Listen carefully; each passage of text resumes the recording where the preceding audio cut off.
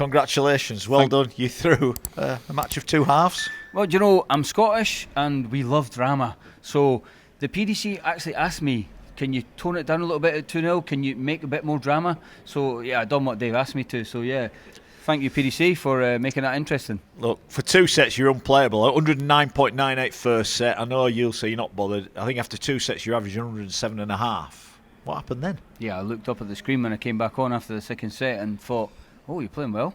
I knew I was playing well and I've practiced well and I've had a good couple of weeks leading up to Ali Bali, but I think looking at the averages is a schoolboy error. But I didn't mean to, I just seen it. It was out of the corner of my eye and I thought, oh, you're playing well.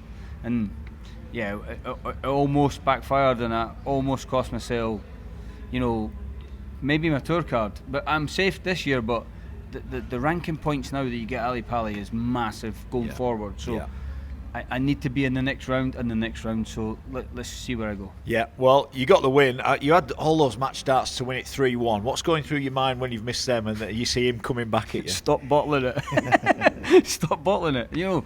I can throw darts, and everyone in this tournament can throw darts, but I think I kept the crowd quite quiet. I had a plan this year to not mix with the crowd and not give it big licks, and it worked for a certain period of time, and then when Teemu started playing better, started hitting 140s, 180s, they got on my back and they started the Scotland get battered chants. And when you're standing there as a Scotsman on your own and you know the whole of Scotland wants you to win, I feel that. I feel the tension, the pressure, the nerves, the expectation. So I felt all of it and bottled it. There's no other word apart from bottled it. Okay, fair enough.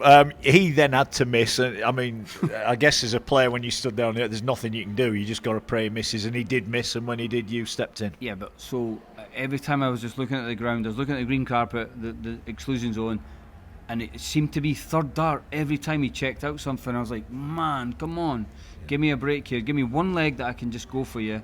And he just kept checking out third dart, and that hurts as a dart player. That really hurts. A lot's been made about the Wasp. Seems to be a good luck charm. It was literally nestling in the back of his shirt. I know you saw it, didn't you? I seen it on the screen and I thought it was on me, so I'd done that and then I realised it was on him. But Ted Evans killed it, so it's a new Wasp. It's a new one, right? Okay. Did you feel that we mentioned it in commentary? It's like, do you say anything to him? Because obviously you don't really want to speak to him during the game, but I mean, it was a bit awkward, wasn't it?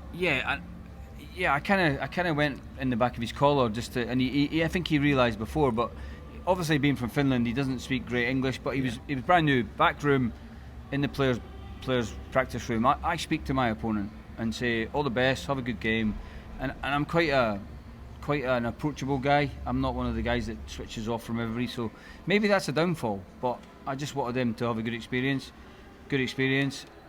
and if he beats me, fair play, but maybe I need to be a bit more ruthless.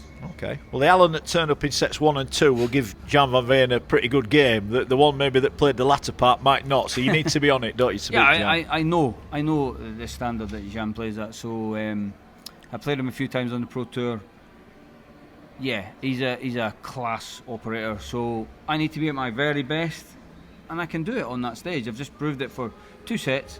But if I can put a third set together, then Van Veen goes back to Holland and I go into round 3. Yeah, quite possibly. How's the marathon training going? Unbelievable.